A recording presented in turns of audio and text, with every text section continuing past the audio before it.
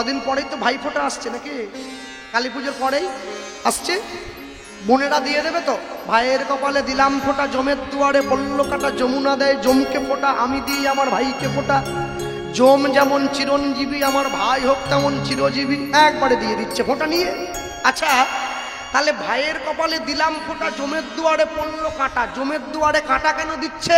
জম যাতে নিজের ঘর থেকে বেরিয়ে এসে আমার ভাইকে টেনে নিজের ঘরে নিয়ে তা চলে যেতে পারে।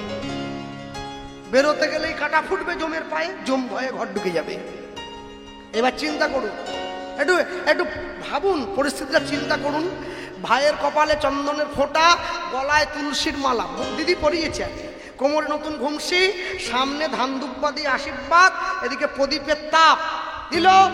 ভাই তো আংটি দিদিকে দিয়ে, সোনার আংটি দিদি পড়েছে, ফোঁটা দিয়েছে। এইবারে ভাই কি করছে? কপালে চন্দনের ফোঁটা, গলায় তুলসীর মালা, কোমরে লাল ঘুমসি, মাথায় ধান দুব্ব, সামনে যমরাজকে ডাক দিয়ে না হয়েছে, এদিকে সামনে খাসি মাংসের বাটি। কেমন সবাই হেভি মানিয়েছে, দারুণ মানিয়েছে। কপালে চন্দনের ফোঁটা নিয়ে সে খাসি মাংসের বাটির যে দৃশ্য আর কি, ও ছবি না তুললে বোঝা যাবে কি ভালো। এ ভাই ফোঁটা হচ্ছে, এ তো জম ফোঁটা। ভাই ফোঁটা নিয়ে ভাই আর বাড়ি যেতে পারল না, রাস্তা থেকে জমে টেনে নিয়ে চলে গেল। ভাই ফোঁটার দিন ভাইয়ের অমরত্ব কামনা করতে গিয়ে বোন যদি ভাইকে খাসি এনে দেয়, কি করে ভাইয়ের জীবনে কল্যাণ হবে? শুভ কাজ হয় কিভাবে? পারলে ভগবানের প্রসাদ দাও, ভাইকে আশীর্বাদ করো, ভাই তুই সুখে থাক, সত্য কহিবি, বিনয়ী হইবি, না করিবি পরধনে আস, ইথে যদি মুক্তি না মিলে জামিন রইল তুলসী দাস। তা নেই, ও সমান নেই। মনে রাখবেন, সনাতন হিন্দু ধর্মের মানুষ আপনারা পালন করুন। মানুষ যেদিন ফুলের ওপরে ঘুমায় সেদিন তার ফুলশয্যা হয়, আর ফুল যেদিন মানুষের ওপরে ঘুমায় সেদিন তার অন্তিম শয্যা হয়।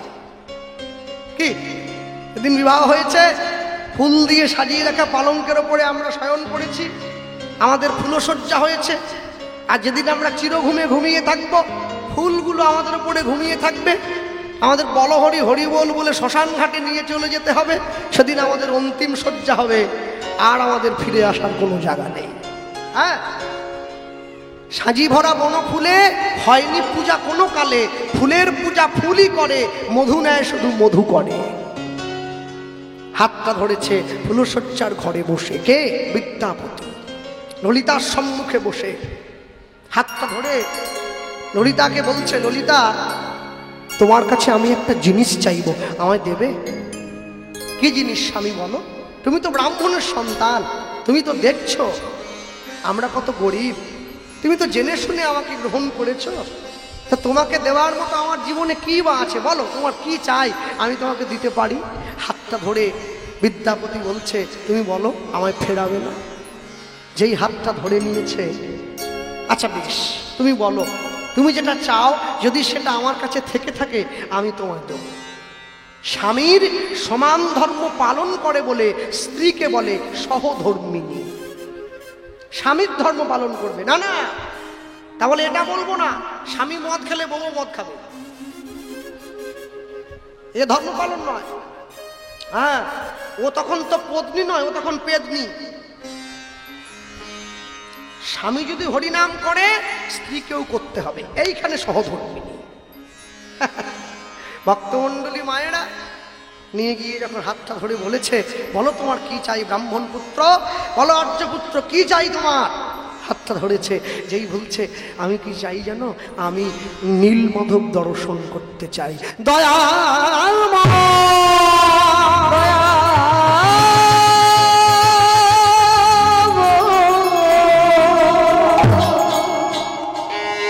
ছুটে গিয়ে বিদ্যাপতির চরণটা জড়িয়ে ধরেছে, তুমি কি চাইছো? না না না, এটা তুমি চেও না, আমি তোমায় দিতে পারবো না। নীলমাধব দর্শনের অধিকার কারো নেই, একমাত্র আমার পিতা ছাড়া। কেউ সেখানে যেতে পারে না, অধিকার কারণ নেই। তুমি বিশ্বাস করো, তুমি আমার জীবনটা চাও, আমি হাসতে হাসতে তোমায় দিয়ে দেবো, কিন্তু নীলমা কেন? তুমি যে বললে আমি আমি আমি তোমার স্বামী, আমি যা চাইবো তুমি আমাকে তাই দেবে, তাহলে আমার এই ইচ্ছেটা পূরণ করে দাও, আমাকে নীলমাধব দর্শন করিয়ে নিয়ে এসো।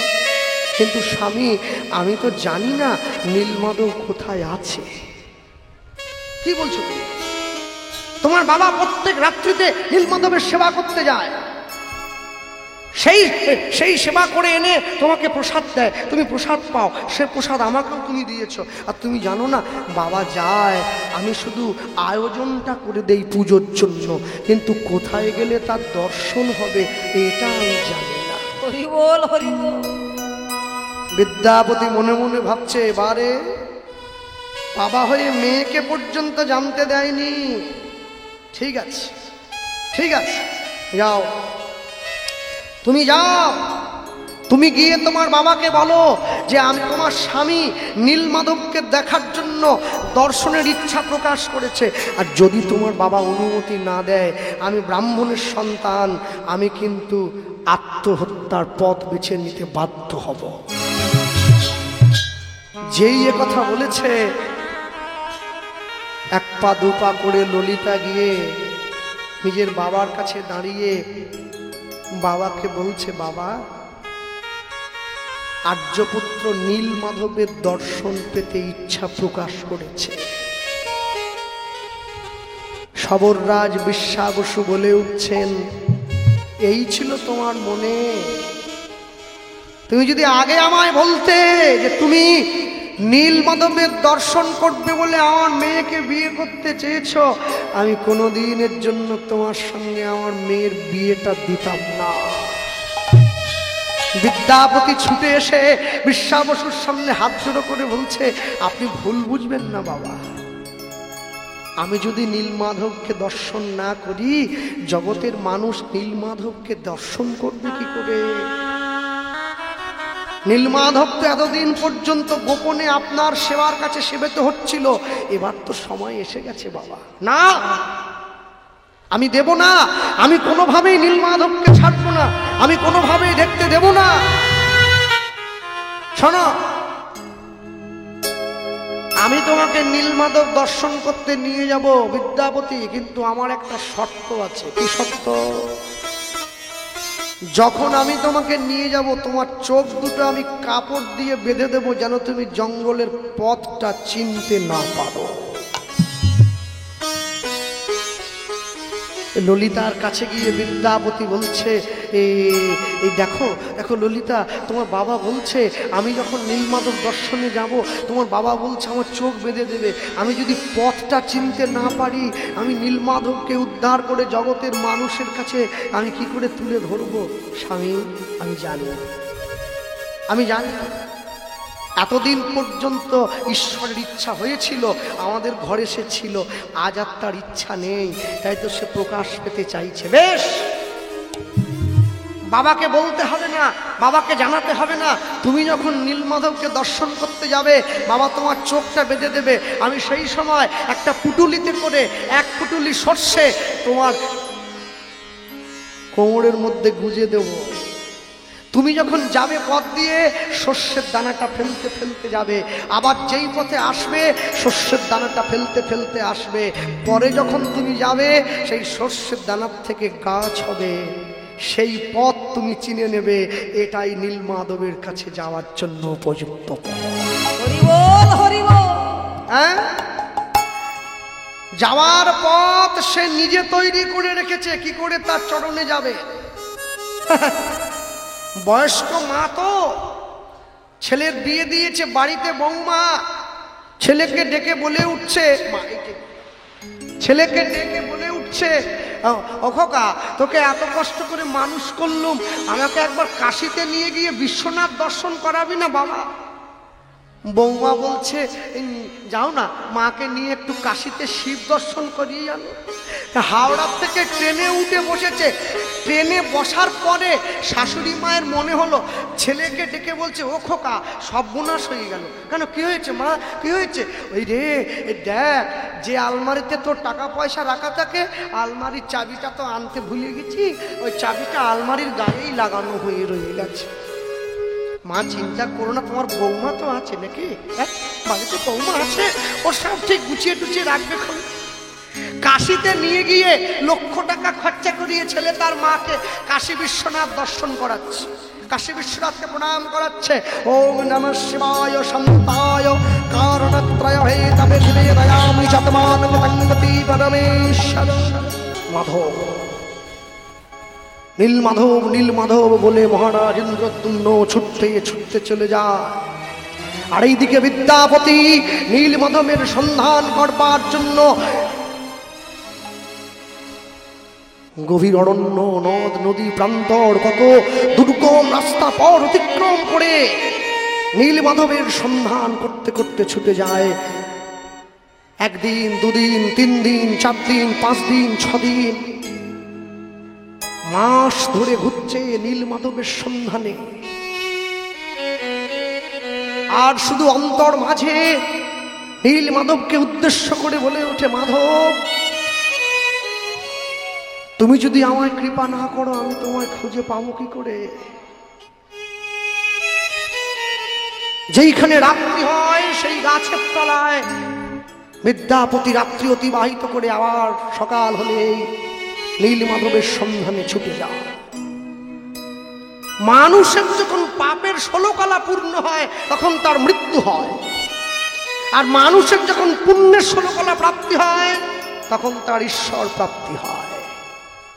ছুটতে ছুটতে চলে যায়। আজ বিগত 3 দিন হয়ে গেল, বিদ্যাপতি এক মুঠো অন্ন পেটে পড়ে নাই।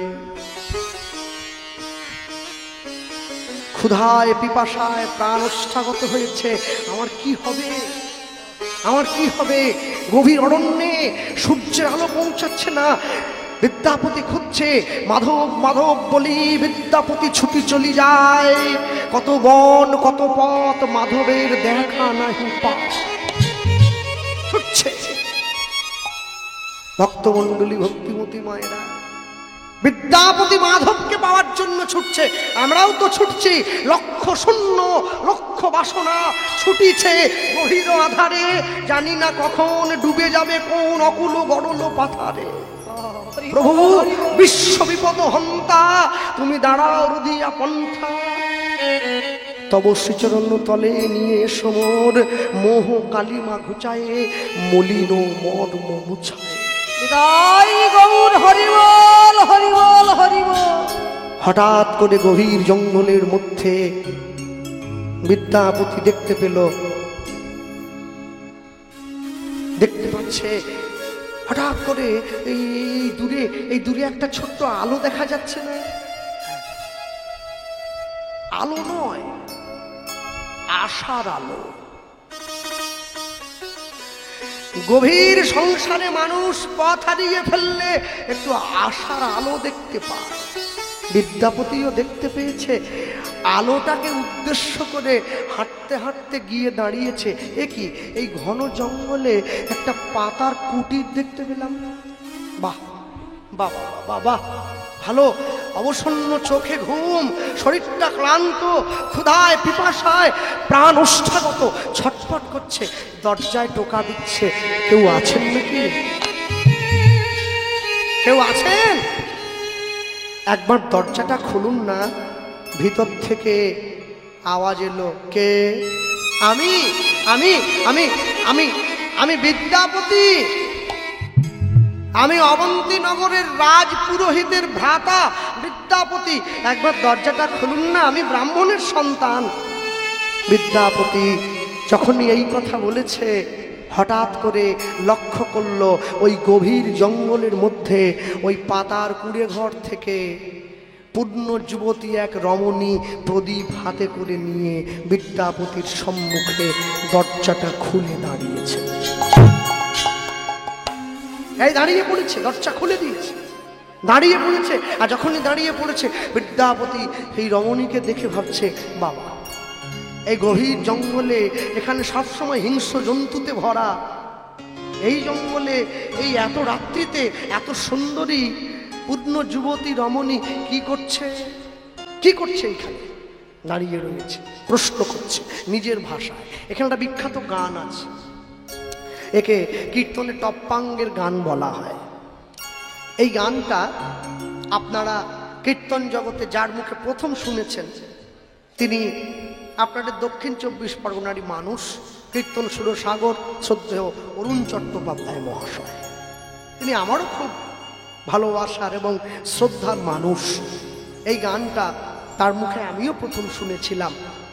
মনে রাখবেন, মানুষ অসুস্থ হতে পারে, মানুষ চলে যেতে পারে, কিন্তু তার কর্ম জগতে রয়ে যায়। হরি বল, হরি বল। জন্মিলে মরিতে হবে, অমরকে কথা কবে। তারই এই কালজয়ী গান। হ্যাঁ, বিদ্যাপতি প্রশ্নের ছলে তাকে জিজ্ঞাসা করছেন ওইখানে সম্মুখে দাঁড়িয়ে যে তুমি তো এই জঙ্গলের মাঝে থাকার কথা নয়, তুমি এখানে কি জন্য এলে? ওই দাঁড়িয়ে রয়েছে, প্রশ্ন করলেন। হ্যাঁ, বলো কে তুমি? খুব পরিচিত গান আপনাদের। বলো বলো বলো বলো বলো কে তুমি?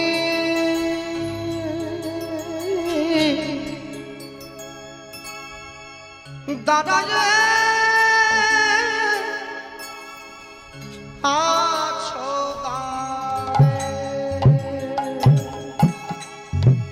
বলো কে রুদ্ধনি বিদায় গৌর হরি বল।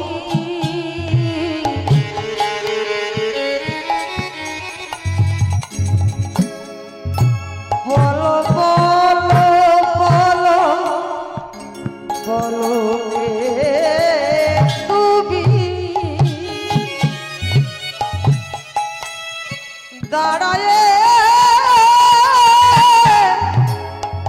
আছো পথে। বলো কে তুমি? তুমি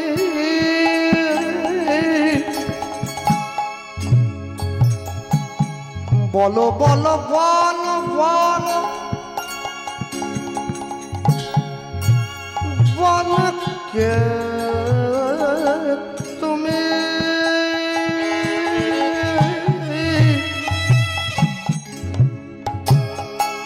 দাদা যে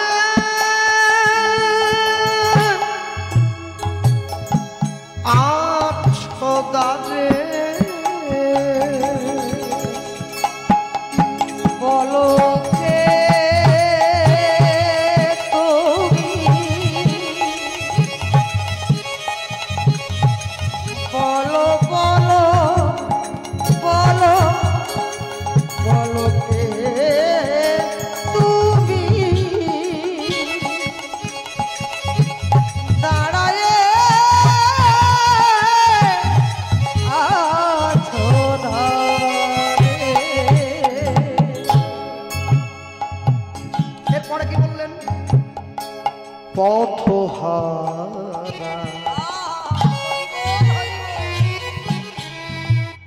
পথিক আমি,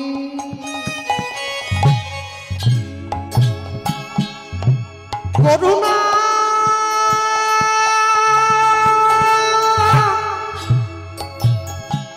করুণা কর মোরে,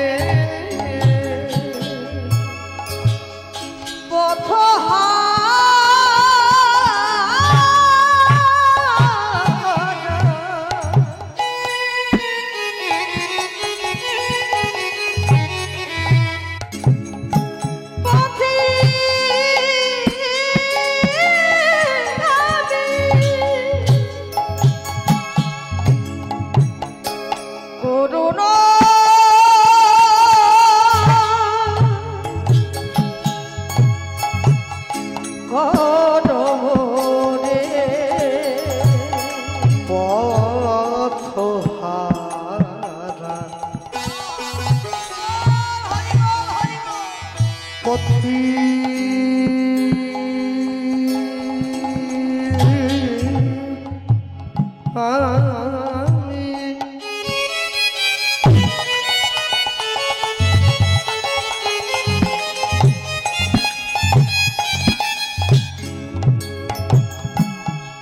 করুণা করুণা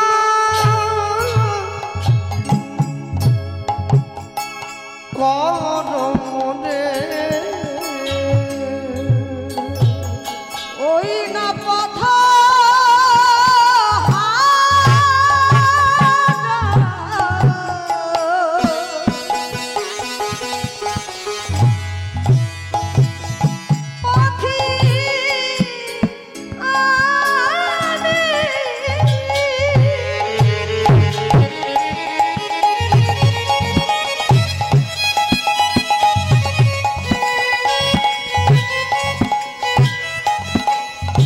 করুণা করুণা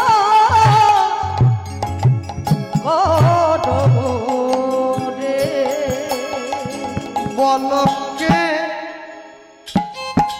বলকে তুমি তুমি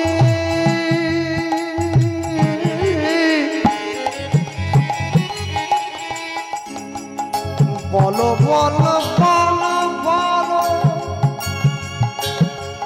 বলো কে তুমি দাদা যে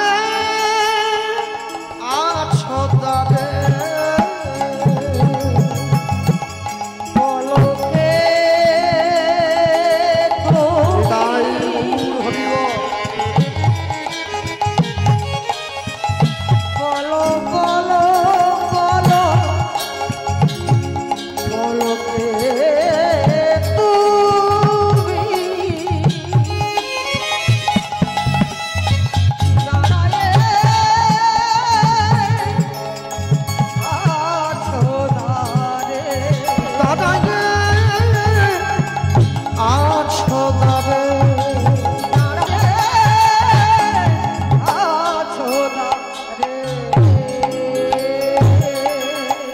প্রশ্ন শেষ, উত্তর দেওয়া শুরু। যেই বিদ্যাপতি এই প্রশ্ন করেছেন সঙ্গে সঙ্গে সুন্দরী যুবতী উত্তর দিচ্ছে, আমি সবররাজ বিশ্বা বসুর কন্যা, আমার নাম ললিতা। উত্তর দিয়েছি। তা তুমি এইখানে এত রাত্রিতে? আগে এইটা আমাদের বাড়ি। হঠাৎ করে ভেতর থেকে সবররাজ বিশ্বা বসু ছুটে এসেছেন। কে মা? কে এসেছে দরজায়? বাবা এই দেখো একজন দিগ্ভ্রষ্ট ব্রাহ্মণ তিনি এসেছেন, বলছেন রাজপুরোহিতের বড় ভাই এই যে আমাদের দরজায়। আয়, ব্রাহ্মণ মানে অতিথি, ঘরে নিয়ে আয়। ঘরের মধ্যে নিয়ে গিয়ে বসতে দিয়েছে। তা বিশ্বা বসু বিদ্যাপতিকে প্রশ্ন করছেন, তা ব্রাহ্মণ আপনাকে দেখে মনে হচ্ছে আপনি বড় ক্লান্ত, বড় পরিশ্রান্ত।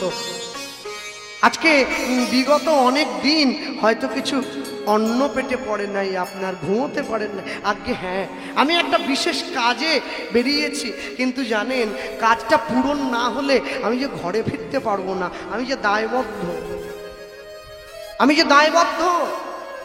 তা আপনি যদি চান, বিশ্বা বসু বলছেন, আপনি যদি চান ব্রাহ্মণ, আপনি আমার গৃহে থেকে আপনার ওই কাজটা সম্পূর্ণ করতে পারেন, যদি আমি আপনার কোনো কাজে লাগি। ভক্তমণ্ডলী, ভক্তিমতী মায়েরা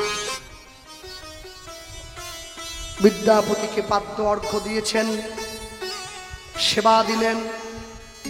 বিদ্যাপতি বিছানাতে গিয়ে নিদ্রার জন্য প্রস্তুত হচ্ছেন, কিন্তু চোখে ঘুম নেই। যেটা মানুষ ঘুমিয়ে ঘুমিয়ে দেখে তাকে কি বলে বলুন? স্বপ্ন। যেটা ঘুমিয়ে ঘুমিয়ে দেখেন ওই স্বপ্ন কোনোদিন পূরণ হবে না। যেটা আপনাকে ঘুমোতে দেবে না ওইটাকে বলে স্বপ্ন। এত ক্লান্ত, এত পরিশ্রান্ত, কিন্তু নীলমাধবের জন্য তো চোখে ঘুম নেই। হরি বল হরি বল। ব্যস্ত সন্তুষ্ট রাজপুরোহিতের ভাই আমি, আমার নীলমাধব কোথায়? রাত্রে শুধু শয্যার এদিক থেকে ওদিক প্রান্ত, বিছানার এদিক ওদিক গড়াগড়ি করছেন, কোথায় কোথায় গেলে আমি নীলমাধব পাবো? মনে রাখবেন, এটাই তো সনাতন ধর্মের শিক্ষা, এটাই সনাতন ধর্ম। এই ধর্মই শিক্ষা দিয়েছে। সনাতন ধর্ম জগতে একমাত্র ধর্ম যা ঈশ্বরকে পাওয়ার জন্য নিজের প্রাণ দিতেও দুবার চিন্তা করে না। ভক্তমণ্ডলী, ভক্তিমতী মায়েরা যারা বসে আছেন আজকে এই স্থানে, আমি সকলের জন্য বলবো, এই জায়গায় দাঁড়িয়ে আপনারা প্রত্যেকে, কি ব্যাপার, জামাটা তো ভালোই হয়েছে, কে দিয়েছে? বাবা দিয়েছে বলছে। তোমার বাবার চয়েস আছে, সুন্দর। যাক, প্যান্ট কি খুলে যাচ্ছে? আচ্ছা, আমি তুলে দেবো। হ্যাঁ, জিন্সের প্যান্ট পরেছে, হ্যাঁ সুন্দর একেবারে। হাতে আবার একটা ফুল লাগিয়েছে, ওগুলো দীঘাতে পাওয়া যায়, বেশ ভালো। যাক, তবে ভক্তমণ্ডলী, ভক্তিমতী মায়েরা সবসময়ের জন্য জানবেন, আপন ইচ্ছায় জীব কোটি বাঞ্ছা করে, কৃষ্ণ পুরাইলে জীবের বাঞ্ছা তবে হবে। লটারির টিকিট কাটছে সবাই, সবাই পাবে না, পাবে যে কোনো একজন। ভগবানকে ডাকছে সবাই, সবাই পাবে না, পাবে যে কোনো একজন। ভগবান তো কারো হতে পারে না, যে ডাকবে তার কাছে যাবে, তবে ডাকার মতো ডাকটা হওয়া যায়, তবে তো পাওয়া যায়, না হলে কি পাওয়া যায়? কেন কথাটা বললাম? সবসময়ের জন্য জানবেন, সনাতন ধর্মের যে অবক্ষয়, সনাতন ধর্মের যে রীতিনীতি, এর জন্য অন্যকে দায়ী করলে হবে না, এর জন্য আমরা নিজেরা দায়ী। হ্যাঁ, যারা বসে আছেন এই স্থানে, আজকের দিনে ছুটে এসেছেন কীর্তন শোনার জন্য, অনেককে দেখতে পাচ্ছি কণ্ঠে তুলসীর মালা দিয়েছেন, অনেক তো ভক্তবৃন্দ বসে আছেন, ভক্ত মায়েরাও অনেকে এসেছেন। আমি এখনো বলবো, প্রত্যেকে তুলসীর মালা গলায় পরবেন, প্রত্যেকে পড়বেন আপনারা, এর জন্য কোনো বাদ বিচার দরকার নেই। লোকে আমায় বলে, দাদা আমি এখনো মাছ খাচ্ছি, খান না, খান খান। আমি বলছি, এ তো হেমোপ্যাথি ওষুধ না যে পেঁয়াজ বন্ধ করে দিতে হবে, খান। মাছও খাবেন, মাঝে মাঝে পিকনিক ফিস্টিতেও যাবেন, মালাটাও করবেন। হ্যাঁ, তবে যারা আমিষ খাচ্ছেন মালাটা কণ্ঠের থেকে নামিয়ে পড়বেন, যারা নিরামিষ সেবা করছেন কণ্ঠের সঙ্গে লাগিয়ে পড়বেন। তবে পড়ুন, কেন জানেন? লাইনে দাঁড়ান, তবে তো ডাক পাবেন। আমি দাঁড়াতে বলছি, দাঁড়িয়ে পড়তে হবে, আজ নয় কাল, কাল। আরে মানুষের সঙ্গে প্রেম করলে প্রেম কমে যায়, ভগবানের সঙ্গে প্রেম করলে প্রেম বেড়ে যায়। আগে আমি লুকিয়ে লুকিয়ে কীর্তন শুনতে যেতাম, এখন সবার সামনে দিয়ে চলে যাই। কি প্রেম বাড়ছে না করছে? আগে লুঙ্গি পরতাম, এখন ধুতি পরি, প্রেম বাড়ছে না করছে? আগে তুলসীর মালাটা নামিয়ে পড়তাম, এখন আর গলার সঙ্গে লাগিয়ে পড়ি, বাড়ছে না কমছে? আগে লুকিয়ে লুকিয়ে প্রসাদ পেতে যেতাম, এখন একেবারে সবার সামনে দিয়ে চলে যায়, একবারে বুকটা টান করে। প্রেম বাড়ছে না কমছে? বাড়বে। প্রসাদের কথা বলতে গিয়ে মনে এলো, আজকে যে গৃহস্থ, যে পরিবার, যারা আজকে এত ভক্তদের সকলের সেবার ব্যবস্থা করেছেন, সকলে প্রসাদ পাচ্ছেন, প্রসাদ পেয়ে হরিকথা শুনছেন, আমি একটা জিনিস বলবো, নাম দানের সঙ্গে সঙ্গে অন্নদান এ তো মহাদান। তবে আমি এইটুকুই বলবো, দয়া করে আগামী বছর থেকে, আমি আসি যাই না আসি, হরিনাম দীর্ঘায়িত হোক, আগামী বছর থেকে যে বাসনপত্রে রান্না করে আপনারা সবাইকে সেবা করাচ্ছেন, দয়া করে ওই বাসনটা নিরামিষ ডেকোরেটর থেকে ভাড়া করে আনবেন। হরি বল, হরি বল। তাহলে কি হবে? যারা আচার নিষ্ঠার মধ্যে একটু আছে, অনেকে আছে দামোদর মতো করছে না, কিন্তু একটু নিয়মের মধ্যে আছে, তাদেরকে না খেয়ে চলে যেতে হবে না, তারা বসে দুটো প্রসাদ দেবে। হ্যাঁ, আবার অনেকে দেখি যুক্তি দেয়, যে গ্যাস সিলিন্ডারে আজকে মাংস রান্না হলো, সেইটা কালকে গঙ্গা জলে ছিটিয়ে দিয়ে ঠাকুর ঘরে ঢুকে যেতে পারে, তাহলে যে কড়ায় আজকে মাংস রান্না হলো সেই কড়ায় কালকে কেন ভগবানের ভোগ হবে না? আমি তো ভালো বাড়ির ছেলে, ছোট কথা বলতে পারি না, নাহলে বলতাম।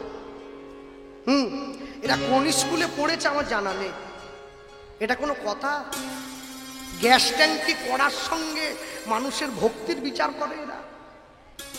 এরা কোথার থেকে এসেছে? কোথার থেকে এসেছে? মনে রাখবেন, সব সময়ের জন্য ইংরেজরা 200 বছর শাসন করেছে ভারতবর্ষ। মুসলমানরা, মোগলরা 700 বছর সনাতনীদের নিজের পায়ের তলায় রেখে দিয়েছিল। কেন? কেন বলুন তো? আমরা পায়ের তলায় থাকতে পছন্দ করেছি, তাই তারা পায়ের তলায় রেখে দিয়েছে। হরি বল, হরি বল। যদি আমরা না চাইতাম, কেউ রাখতে পারত না, কেউ পারত না। একটা 10 বছরের মুসলমান বাড়ির ছেলেকে ডেকে জিজ্ঞাসা করুন, তোর জাতি কিরে? বলে মুসলমান। তোর ধর্ম কিরে? বলে ইসলাম। একটা খ্রিস্টান বাড়ির ছেলেকে ডেকে জিজ্ঞাসা করুন, কিরে তোর জাতি কিরে? বলে আমার জাতি হচ্ছে খ্রিস্টান। তোর ধর্ম কি? আমার ধর্ম খ্রিস্ট ধর্ম। একটা MA পাস ছেলেকে ডেকে জিজ্ঞাসা করুন, তোর জাতি কিরে? যদিও মোটামুটি একটু কোতে কোতে উত্তর দেয় হিন্দু বলে, তোর ধর্ম কি? আর বলতে পারবে না, মুখটা কালো হয়ে গেছে। বিবেকানন্দ বলেছিলেন, গর্বের সঙ্গে বলবে আমি হিন্দু, লুকিয়ে নয়, ভয় পেয়ে নয়, গর্ব করে বলবে আমি সনাতনী। ভারতবর্ষের মাটি, এ মাটি আমাদের ছিল, আমাদের আছে, আমাদের থাকবে। জন্ম হওয়ার পৃথিবীতে একটা জিনিস মনে রাখবেন, কেউ মুসলমান হয়ে জন্মায়নি, কেউ খ্রিস্টান হয়ে জন্মায়নি, সকলে হিন্দু হয়েই জন্মেছে। এখানে জন্মাবার পরে ছাটকাট করে সব বাচ্চা দিয়ে তারপরে যে যার দিকে চলে গেছে। সব ভেঙে বলবো না, আগেই বলে দিচ্ছি, বুঝে নিতে হবে। তাহলে জন্ম যদি আমাদের ভালো হয়েছে, কর্মটাও তো ভালো হতে হবে। বাবা চলে আসে, কর্মটাও ভালো হতে হবে। আর কর্ম যদি ভালো হয়, আমাদেরকে আটকায় কে? আমরা তার চরণে যাবই।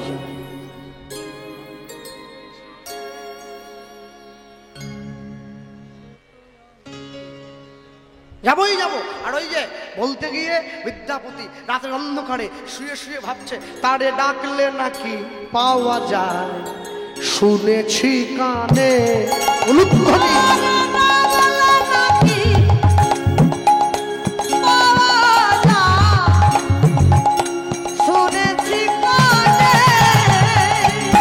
ডাকলে নাকি পাওয়া যায়, শুনেছি কানে।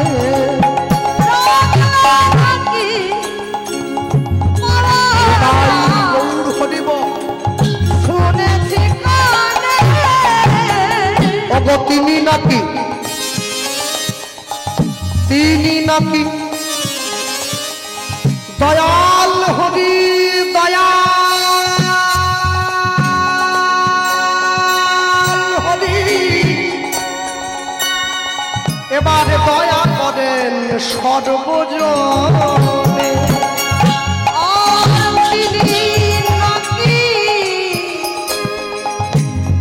দয়াল হরি,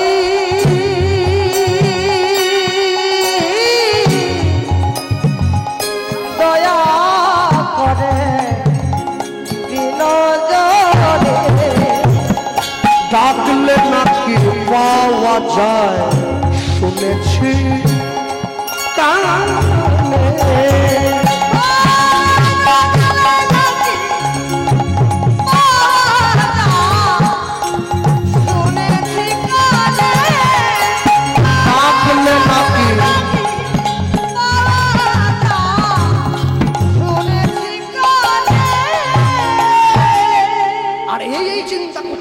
আমি কোথায় গেলে তোমায় পাবো, কোথায় গেলে তোমায় পাবো। হঠাৎ করে রাতের অন্ধকারে বিদ্যাপতি চমকে উঠে বসলেন। নাকি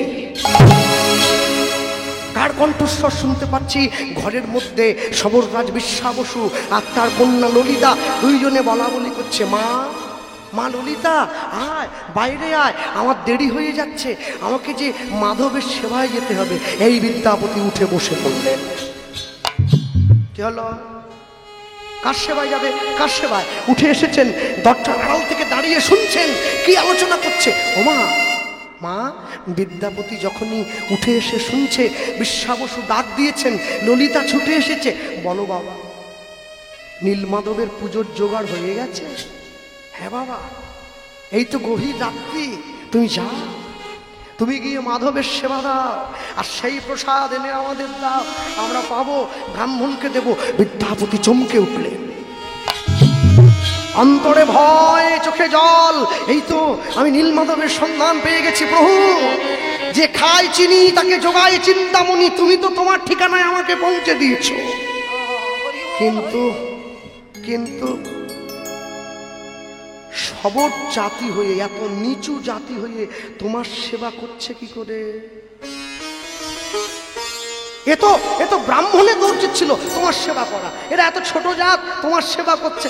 ও বুঝলাম, মুচি হয়ে সূচি হয় যদি কৃষ্ণ ভজে, সূচি হয়ে মুচি হয় যদি কৃষ্ণ ত্যাজে। এরা মুচির থেকে সূচি হয়ে গেছে তোমার ভজন করে। আমি তো এই পথেই যাব, আমি এই পথেই যাব। আচ্ছা, কিন্তু কি করে কি করে কি করে কি করে মাথায় এসে গেছে। আচ্ছা, আপনারা সকলে শুনলেন বিদ্যাপতি কাদের সন্তান? ব্রাহ্মণ। সবররাজ বিশ্বা বসু সবর, আদিবাসী, ছোট জাত, তার মেয়ে ললিতা, সেও তো। বিদ্যাপতি চিন্তা করছে, মেয়েটাকে যদি বিবাহ বন্ধনে আবদ্ধ করতে পারি তাহলে আমার স্ত্রীর হাত ধরে আমি যেতে পারি। কি পারি তো, কিন্তু আমি তো ব্রাহ্মণ, আমি তো ব্রাহ্মণ, আমি ব্রাহ্মণ হয়ে। আপনারা প্রণাম করেন কেন? প্রণাম করে একটু ভয় করে কেন জানেন? আমাদের অনেক কষ্টে রাখা জিনিস তো, সহজে নিয়ে চলে গেলে কষ্ট হয় আর কি। যা ছেড়ে দেন। এখন বিদ্যাপতি মনে মনে ভাবছে, যা হয় হবে, আমি আমার প্রভুর দিকে তাকিয়ে নিম্ন পথে গমন করতেও রাজি আছি। এখানে একটু বলি, যারা শিক্ষা দীক্ষার ঘরে ঢুকেছেন সকলের জন্য সনাতন ধর্মের নিয়ম আছে, একই গোত্রে জাতিতে সমান হলে সেই বিবাহকে বলা হয় অনুলোম বিবাহ। বুঝলেন? এটা বয়স্ক বাবারা জানে। যেখানে উচ্চ বংশের ছেলে উচ্চ বংশের মেয়ে যদি 4 হাত এক হয়, যে সন্তানটা জন্ম হয় ওটা বীর সন্তান হয়। একটা কথা আছে সংস্কৃতে মিশিয়ে বাংলা দিয়ে, কি? জাত বীর্য তাত পরাক্রম, হবে না তার ব্যতিক্রম। আর উচ্চ বংশ আর নিম্ন বংশের মেয়ে যদি বিবাহ হয় তাকে প্রতিলোম বিবাহ বলা হয়। সেখানে নিম্ন কুলজাত সন্তানের জন্ম হয়, যে সন্তান সমাজের জন্য অমঙ্গলদায়ক হলেই হতে পারে। যেমন রাবণের বাবা বিশ্বশ্রবা মুনি, মা নিকষা, সন্তান রাবণ। মুনির ছেলে রাবণ হলো কি করে? মা নিকষা কিন্তু ব্রাহ্মণী নয়, মা নিকষা ছিল রাক্ষসী। এই যে প্রতিলোম, এই সম্পর্কে কিন্তু বিদ্যাপতি ভয় পাচ্ছে না। কেন পাচ্ছে না? ভয় না পাওয়ার সব থেকে বড় কারণ হলো, যার উদ্দেশ্যে আমি পথ পা বাড়িয়েছি তাকে সামনে রেখে কর্ম করছি। খারাপ হলেও তার, ভালো হলেও তার, সব দায়িত্ব তাকে দেওয়া আছে। তাই গৌর হরি বল, হরি বল, হরি বল। এই যে দায়িত্ব,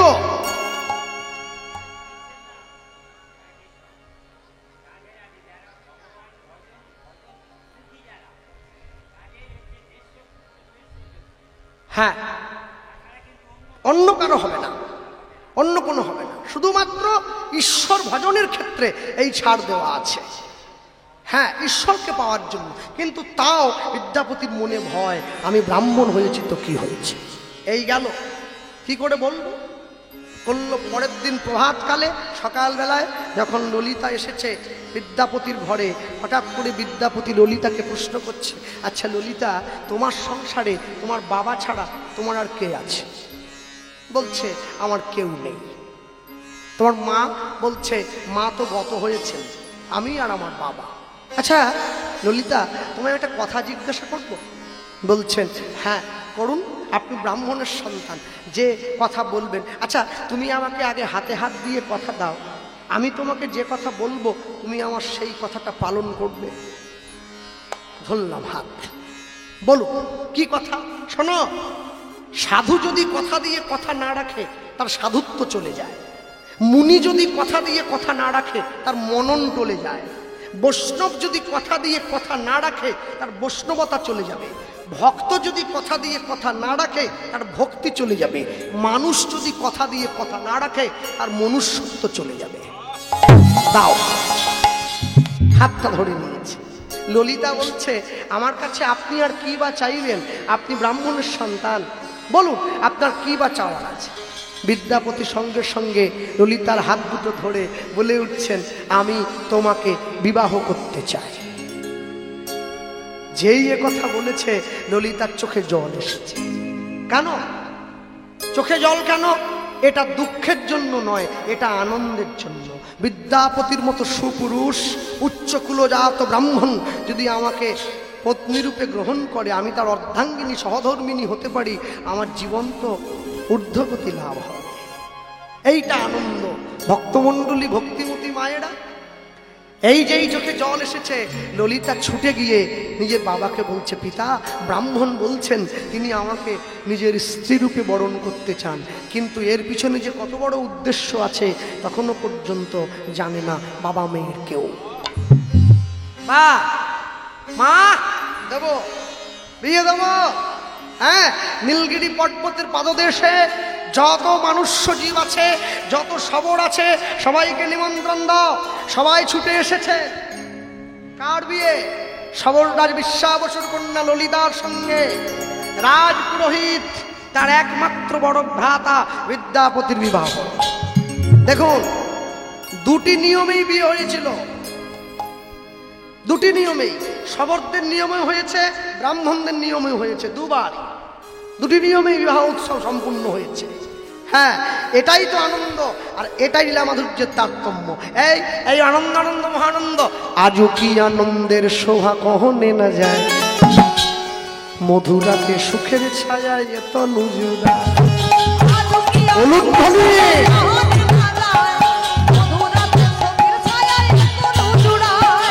আজও কি আনন্দের শোভা কহনে না যায়, মধুরাতে সুখের ছায়ায় এত নুজুরা।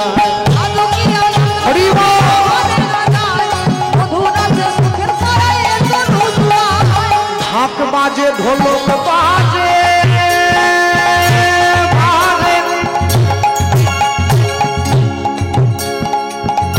শঙ্খ করতাল, করতাল,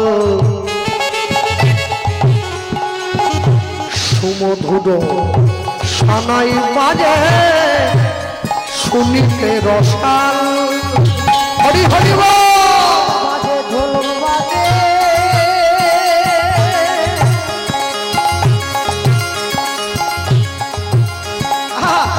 বাহু তুলে বাজে করতাল,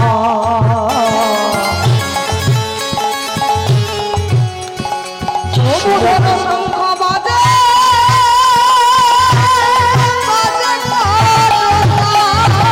ঢাক বাজে, ঢোলক বাজে,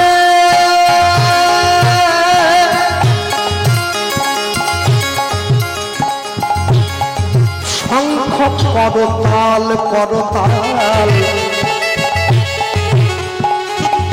সুমধুর সানাই বাজে, শুনিতে রসাল। হরি হরি বাজে, ঢোল বাজে,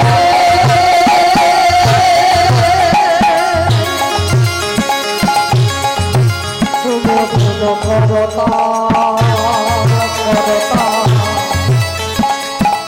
সুমধুর সানাই বাজে, শুনিতে রসাল। আজ কি আনন্দের শোভা কহনে না যায়, মধুরাতে সুখের ছায়ায় এত নুজুরায়। আজ কি আনন্দের শোভা কহনে না যায়, মধুরাতে সুখের ছায়ায় এত নুজুরায়। আজ কি আনন্দের শোভা কহনে না যায়, মধুরাতে সুখের ছায়ায় কহনে না যায়। একসাথে সবাই মিলে আনন্দ করে ছুটে এসেছে যত যত শবরা,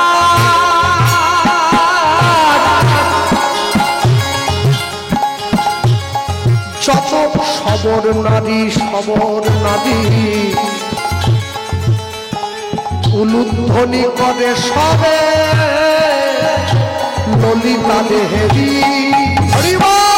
যত খবরা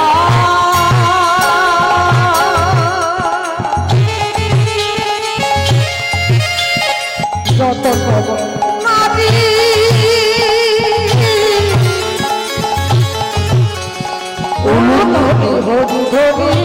হরি হরি ললিতা দেহেরি আজ আনন্দের শোভা মহলে মধুরা সুখের ছায়া এত মধুরায় হরি হরি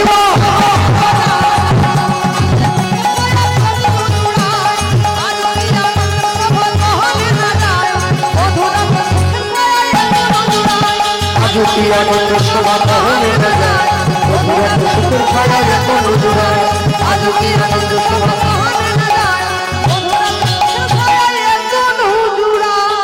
আরে বলি ভাই বাহ বহুত সব কি জয় বসু কি জয় ললিতা কি জয় রাজ ব্রাহ্মণ বিদ্যাপতি কি নিতাই গৌর প্রেমানন্দে প্রেমানন্দে গৌর হরি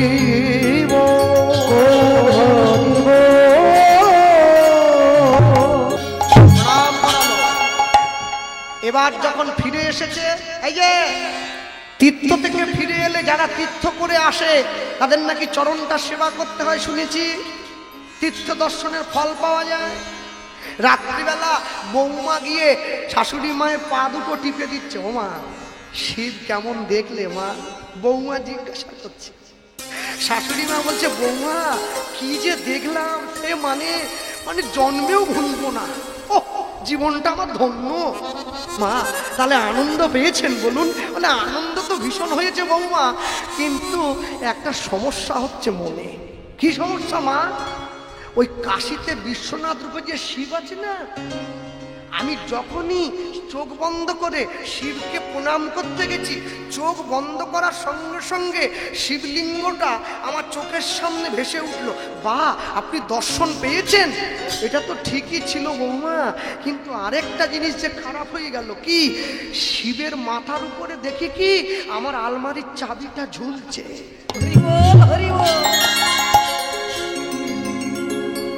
যে চাবি বাড়িতে ফেলে গেছে। বৌমা তো কপালে হাত দিয়ে স্বামীকে এসে বলছে সর্বনাশ হয়ে গেছে, তোমার 1 লাখ টাকা জলে গেছে, তুমি কাকে শিব দেখি আনো? বলে কেন? তো আমার মাকে। বলে মা শিব দেখেনি, আলমারির চাবি দেখতেছে। কাশি এরকম কাশি গিয়ে কি লাভ, যে কাশিতে তুমি শিব দেখতে পাবে না, আলমারির চাবি দেখবে। এই যে এমন মানব জমিন রইল পতি, আবাদ করলে ফুল তো সোনা, আবাদ করলে ফুল তো সোনা। মন রে কৃষি কাজ জানো না, মন রে কৃষি কাজ জানো না। যদি জানতে তুমি, তাহলে কি তোমাকে এত কষ্ট পেতে হতো? কালীর নামে দাও রে বেড়া, দাও রে বেড়া, ফসলে তছ রূপ হবে না। ওই কালীর নামে দাও রে বেড়া, ফসলে তছ রূপ হবে না।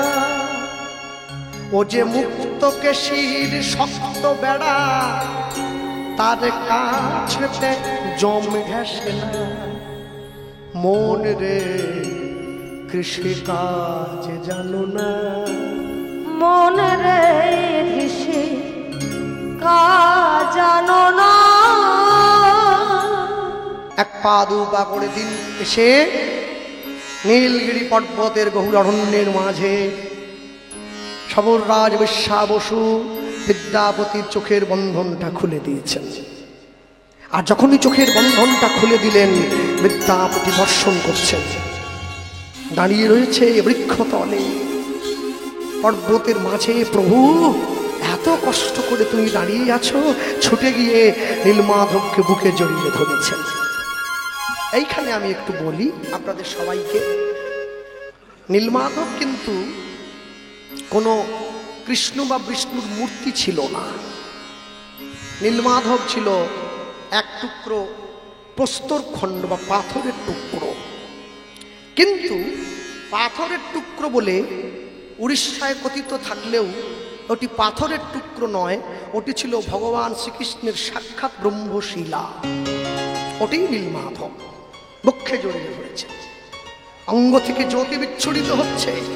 আর সেই নীলমাধব যেখানে রয়েছেন তার পাশেই অগ্নিকুণ্ড জ্বলছে। হ্যাঁ, আর যখনই বুকে জড়িয়ে ধরেছেন দৈববাণী হলো, বিদ্যাপতি কে? আমি নীলমাধব। ইন্দ্রদ্যুম্ন রাজার হাত ধরে আমি প্রতিষ্ঠা পেতে চাই জগৎ মাঝে, আমি জঙ্গলের মাঝে আছি। হ্যাঁ, পূর্বে আমি ছিলাম যাবে কৃষ্ণ ভগবান, কৃষ্ণ ভগবান পান ছলে জড়া বেদ কইল মুক্তি দান, মূর্তি দান। সেই জড়া বেদ এবে বিশ্বাবসু হইল, বিশ্বাবসু হইল। পূর্বের ভক্তিতে সে আমারে বাঁধিল, আমারে বাঁধিল। দিবসেতে পূজা করে যত দেবগণ, যত দেবগণ রাত্রিতে পুজিবে মোরে, বুঝিবে মোরে।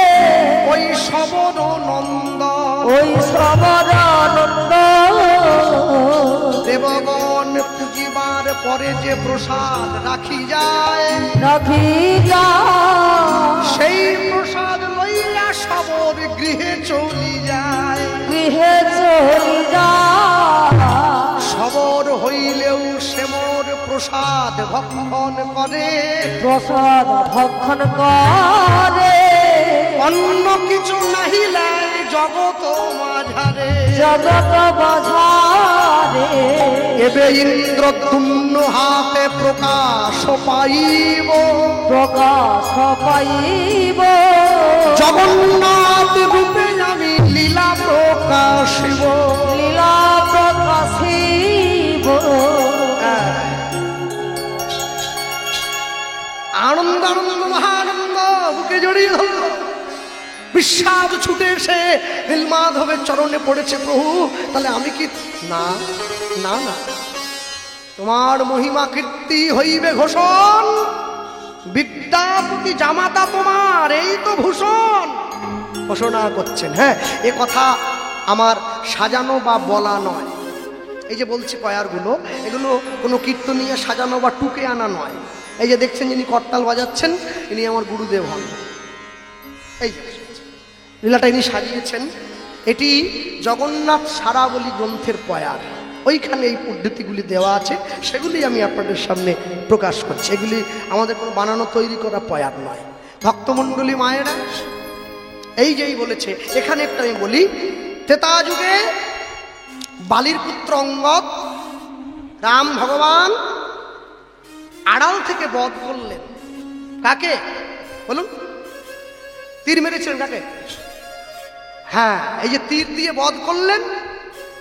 এই যে তীর বধ করার পরে যখন বালিকে নিধন করছেন ভগবান আড়াল থেকে তীর মেরে, যখন মৃত্যুশয্যায় লুটিয়ে পড়লেন, রামচন্দ্র ছুটে এসে বালিকে বুকে জড়িয়ে ধরলেন।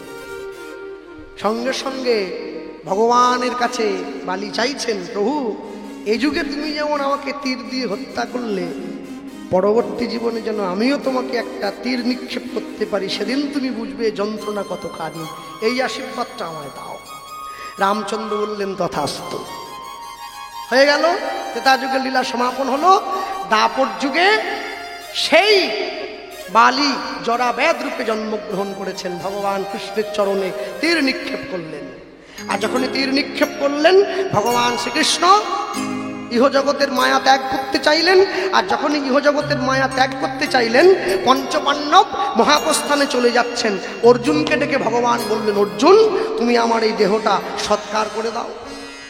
এখন অর্জুন যখন এই দেহ সৎকার করার জন্য গোবিন্দের এই স্থূল দেহ নিয়ে গিয়ে ধরলেন, চিতায় উঠিয়ে দিয়েছেন। সৎকার করার সময় কি হলো? সর্বঙ্গ নাভিস্থলে জড়িত যে হইল, জড়িত যে হইল ব্রহ্মশিলা রূপে তাই জগতে প্রকাশিল। জগতে প্রকাশিল সেই ব্রহ্মশিলা অর্জুন পাথরের কৌটোর মধ্যে ভরে সমুদ্রের জলে ভাসিয়ে দিয়েছেন। সেই ব্রহ্মশিলায় নীল মাধব রূপে সেবিত হচ্ছেন গোপনে অন্ধকারে। বিশ্বা বসু সেই দাপর যুগের জড়া ব্যাগ কলিকালের মাটিতে বিশ্বা বসু রূপে জন্ম হয়েছেন। তিনি পুনরায় আবার সেই ভগবান জগন্নাথ রূপী সেই নীলমাধবের সেবা করছেন। এই সেবা পরপর পরপর হয়ে আসছে। সেবা করছেন বংশ পরম্পরায়, পুরুষের পর পুরুষ ধরে। আজকে ছেড়ে দিতে হবে। হ্যাঁ, বিদ্যাপতিকে পুনরায় চোখ বন্ধন করে বিশ্বা বসু নিজের ঘরে নিয়ে এলেন। মনে ভাবলেন, তুমি গেছো এসেছো বটে, চিনবে কি করে? তোমার চোখ তো বেঁধে দিয়েছি। বিদ্যাপতি ঘরে ফিরে গেলেন।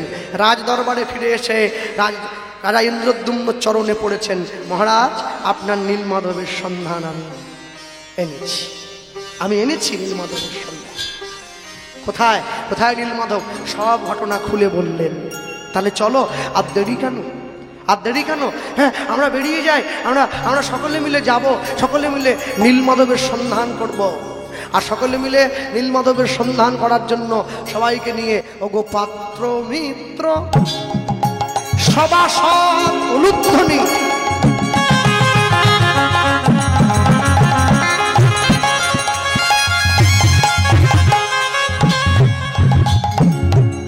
পাত্র মিত্র সভাসদ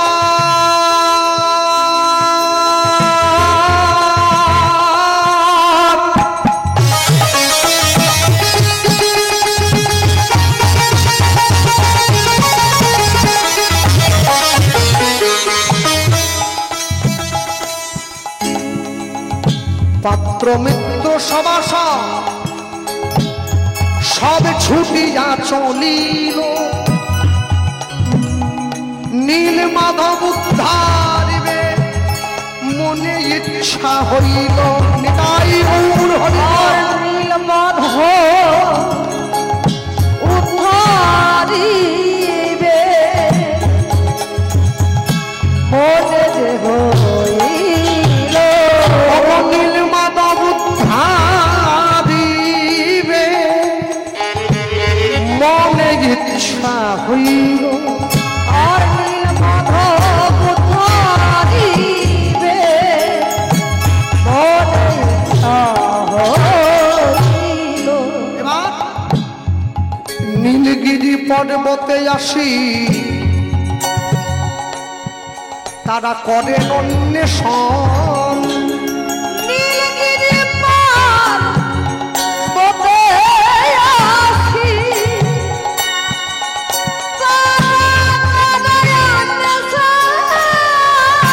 নীলগিরি পর্বতে আসি সবাই সবে করে অন্বেষণ।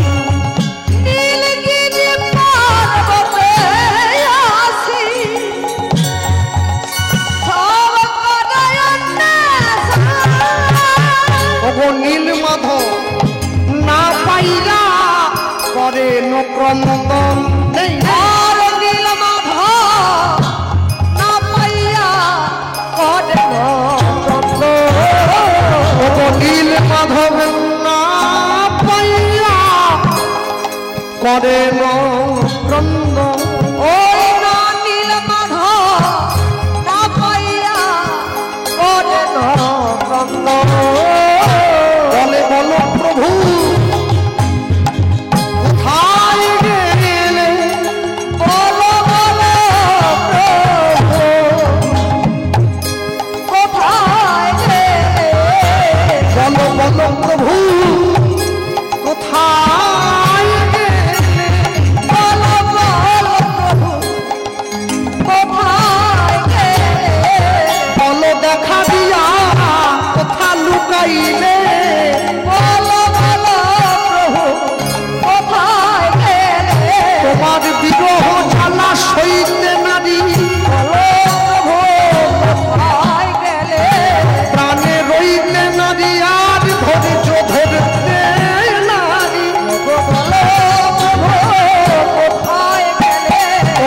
দেখা দিয়া মোদের প্রাণ রাখো তুমি, বলো প্রভু কোথায় গেলে, আমরা তোমার দর্শনে প্রাণে মরিলাম, বলো প্রভু কোথায় গেলে, বলি প্রাণে বুঝিব না না বাঁচিব, বলো প্রভু কোথায় গেলে, প্রাণে বুঝিয়া না বাঁচব না, বলো প্রভু কোথায় গেলে, বলো প্রভু কোথায় গেলে, নীল মাধব না পাইয়া করে ক্রন্দন, আরে নীল মাধব না পাইয়া করে না কান্দন। ভগবান নেই, নীল মাধব তো নেই, রাজা খুঁজছে কোথায় গেলে তুমি, কোথায় গেলে, এই সঙ্গে সঙ্গে যেই খুঁজছে দৈবমান রাজা ইন্দ্রদ্যুম্ন, আমি নেই, সবাই যদি আমার দর্শন পেয়ে যাবে তাহলে এত যুগ ধরে আমার লুকিয়ে থাকার কারণ কি, সবাই তো দর্শন পাবে না। শোনো, তুমি ফিরে যাও লবণ সমুদ্রের উত্তর উপকূলে ঔড় দেশে, তুমি মন্দির নির্মাণ করবে, আমি যথা সময়ে তোমার মন্দিরের সম্মুখে গিয়ে হাজির হব। লবণ সমুদ্রের উত্তর উপকূলে সাধু তীর্থ সমন্বিত ঔড় দেশ, যার নাম হচ্ছে উড়িষ্যা, বর্তমান নাম। রাজা ইন্দ্রদ্যুম্ন মন্দির নির্মাণ করলেন, কাকে কার জন্য, নীল মাধবকে বসাবেন বলে। তখনও পর্যন্ত কেউ জানে না জগন্নাথ দেব বসবেন, তখনও পর্যন্ত কেউ জানে না, হ্যাঁ কেউ জানে না, এই এসে বসবেন কেউ জানে না। এবার ঠিক সময় যখন মন্দির নির্মাণ হয়ে গেছে, রাতের অন্ধকারে রাজা ইন্দ্রদ্যুম্নকে স্বপ্ন দিয়ে নীল মাধব বলে উঠছে, শোনো, আগামীকাল প্রভাত কালে, কালকে সকাল বেলায় তোমার ওই সমুদ্রের পাদদেশে একটি বড় কাষ্ঠখণ্ড ভেসে আসবে, সেই কাষ্ঠখণ্ডে তিনটি চিহ্ন থাকবে, একটি চক্র চিহ্ন, একটি পদ্ম চিহ্ন, একটি শঙ্খ চিহ্ন।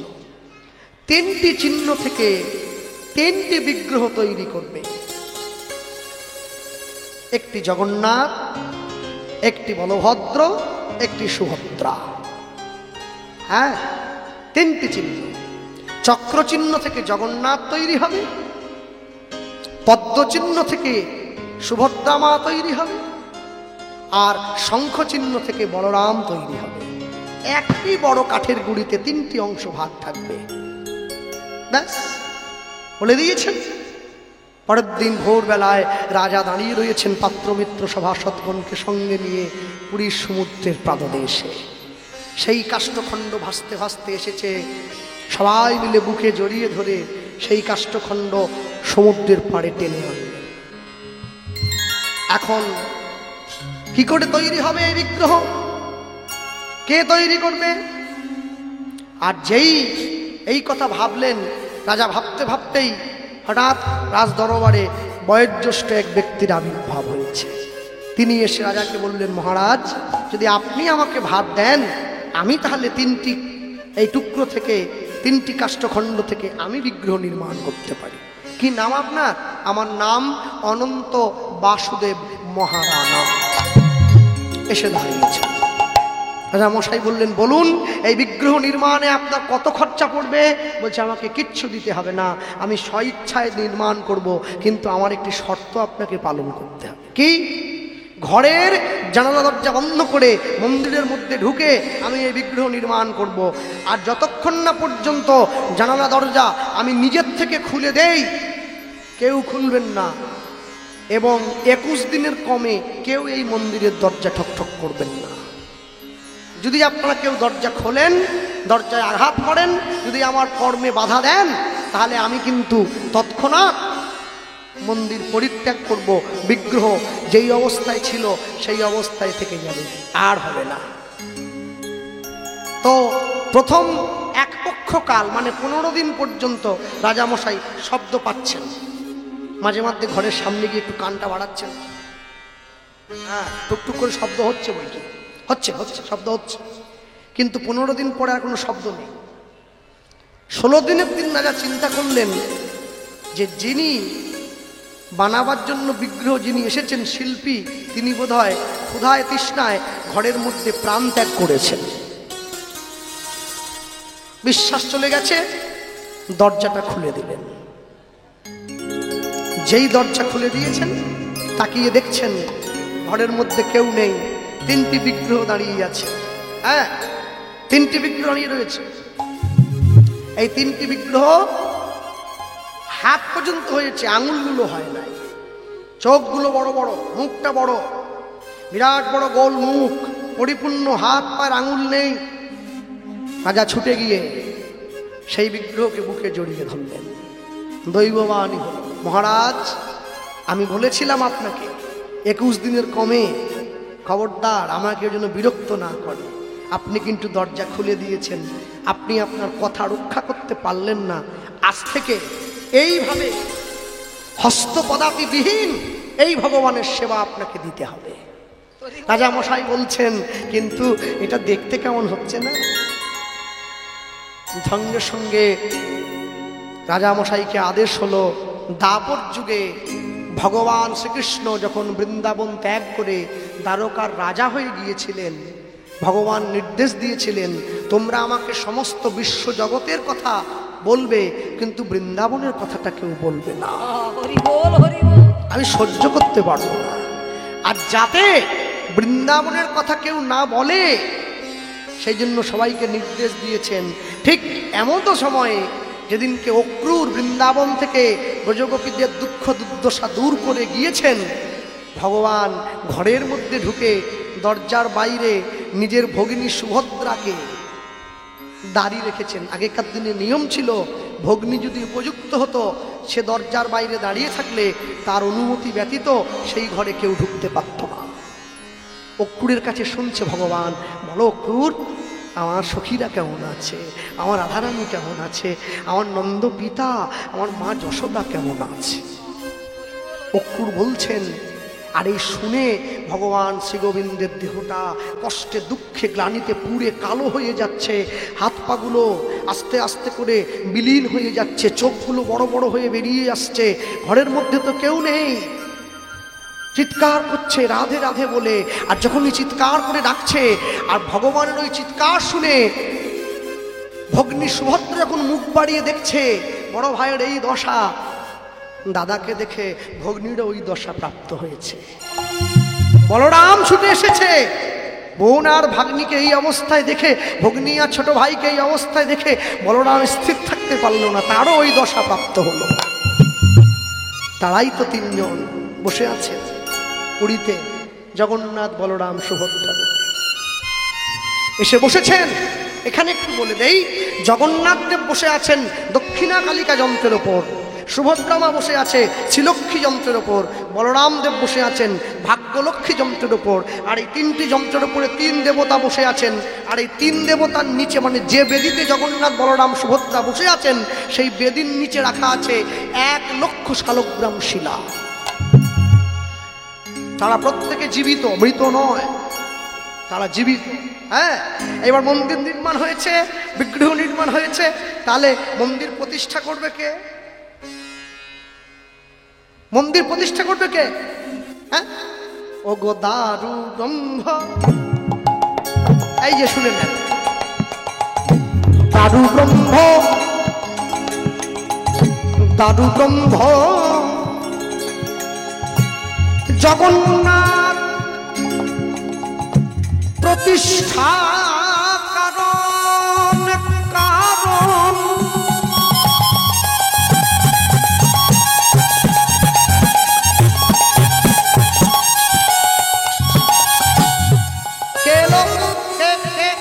শুভক্ষণে বিরিঞ্চি কইল আগমন। বিরিঞ্চিকে সৃষ্টিকর্তা ব্রহ্মা, তিনি এসেছেন জগন্নাথ বলরাম সুভদ্রাকে প্রতিষ্ঠা করবেন বলে। আসতে এইখানে একটু বড় মজার কথা আছে, যখন ইন্দ্রদ্যুম্ন রাজা ব্রহ্মদেবকে নিমন্ত্রণ দিতে গিয়েছিলেন, নিমন্ত্রণ দিয়ে ফিরে আসার সময় পরে দেখলেন মন্দির নেই। পুরীর সমুদ্রের তীরে বালুকার তলায় মন্দির চাপা পড়ে গিয়েছে। যখন এই ঘোড়া নিয়ে ঘুরছেন, ঘোড়ার খুঁড়ে মন্দিরের চূড়োটা আঘাত খেয়েছে, ওই বালুকা সরিয়ে সম্পূর্ণ মন্দির আবার পুনরায় প্রতিস্থাপিত করা হয়েছে। যার জন্য পুরীর মন্দির দক্ষিণ পশ্চিম কোণে এরকম হেলে আছে। পুরীর মন্দিরে কোনো ছায়া পড়ে না, কোনো ছায়া পড়ে না। কেন পড়ে না? দেবদেবীগণ যেখানে থাকেন দেবদেবীর কোনো ছায়া পড়ে না। পুরীর মন্দির প্রতিষ্ঠা হওয়ার সময় ৩৩ কোটি দেবদেবী এসে দাঁড়িয়েছিলেন মন্দিরে। পুরীর মন্দির আয়তন কত জানেন? 4 লক্ষ বর্গ কিলোমিটার। সম্পূর্ণ মন্দির আজও পর্যন্ত ছায়াহীন। পুরীর মন্দিরের পতাকা হাওয়ার উল্টো দিকে উড়ে যায়, ওকে দেবভূমি বলা হয়। দেব দারু ব্রহ্ম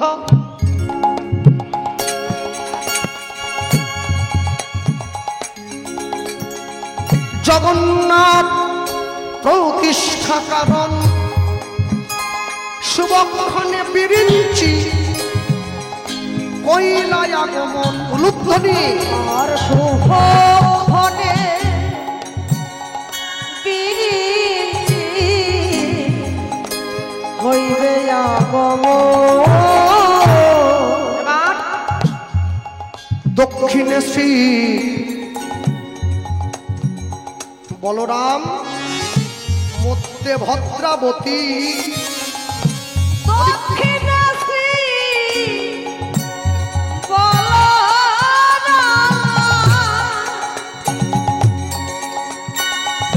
মধ্যে ভদ্রাবতী। যারা পুরীতে গিয়েছে, এই যে আমাদের নিতাই কদিন আগে গিয়েছিল, ও আগে গিয়ে দুম করে জগন্নাথ দেখে নিয়েছে। আগে জগন্নাথ দেখা হবে না, আগে বলরামের দিক থেকে দেখে আসতে হবে, ওদিক থেকে। দক্ষিণে শ্রী বলরাম, মধ্যে ভদ্রাবতী, আর দক্ষিণে শ্রী বলরাম, মধ্যে ভদ্রাবতী। ওগো পাশেতে দাঁড়াইয়া আছে দেব জগৎপতি উলুধ্বনি। ওই পাশেতে দাঁড়াইয়া আছে দেব জগৎপতি। ওগো পাশেতে দাঁড়াইয়া আছে দেব জগৎপতি। ওগো পাশেতে দাঁড়াইয়া আছে দেব জগৎপতি। প্রসাদ সে তো প্রতিদিন প্রভু ভক্ষ রয়। আস্তে, প্রত্যেক দিন জগন্নাথের প্রসাদ হয়। প্রসাদ সে তো প্রতিদিন মোদের প্রভু ভক্ষ রয়। শোনো শোনো বাবা,